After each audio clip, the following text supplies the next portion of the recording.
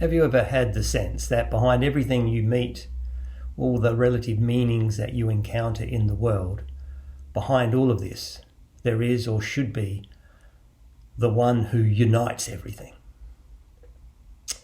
If you have had that sense, then you're in good company.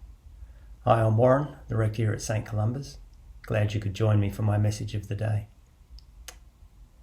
Yes, there have been all sorts of systems to try and make sense of this sense of the more, the beyond of what we experience in the world, and that the multiplicity of the world, everything that we encounter, is relative and in fact needs to be bound together by the one behind, God, if you like, who would bind it all together and give it consistency and its deepest and comprehensive meaning. I talked about this last Sunday, and you could check out my sermon from last Sunday where I relate this very experience for me in Year 12, which is one reason why I didn't go quite as well as I could have. All sorts of systems have been made to explain this sense and to direct us into what we should do about it. An ancient version, a religious version, and you get your secular versions now, was a sense that we had to leave behind the multiplicity of this world and seek union with that one that was behind it, that greater meaning. And these systems could end up quite dualistic, where the material world had to be renounced. And in fact, our final goal was to be united with this one who was not material. So you could say, and in the ancient world it was said that the goal was to be liberated from the tomb of the flesh. Another version, another sort of schema to make sense of this sense of the one who is behind everything. A little bit more modern than that ancient version I just mentioned, but in the last few centuries, where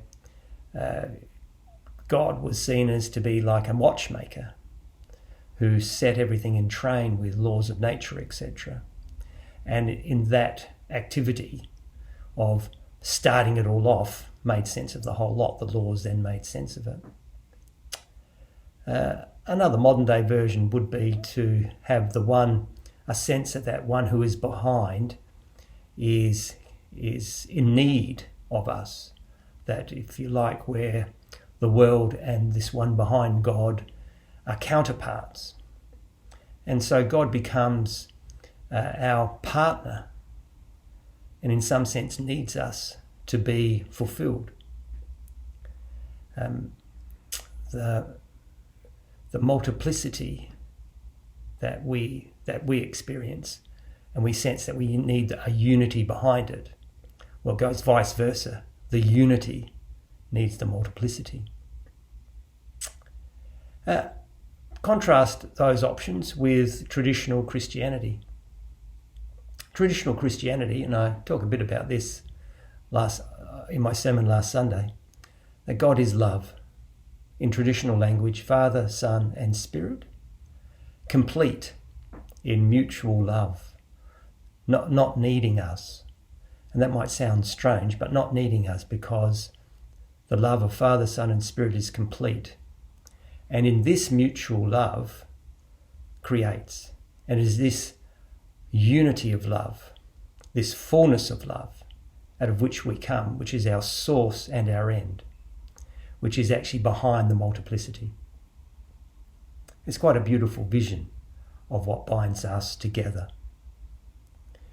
And it is this love who is not distant.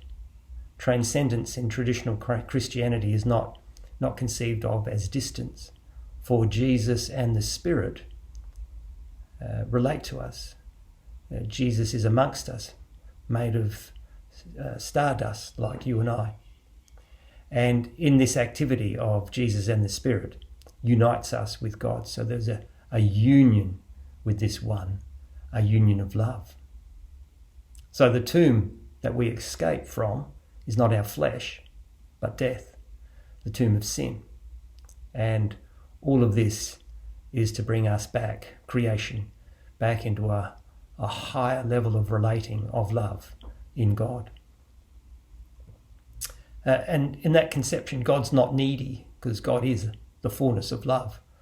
God includes us in that fullness of love. God doesn't need us to be God. It really is love. If God is needing us, then God's self-giving is in some way for God's self.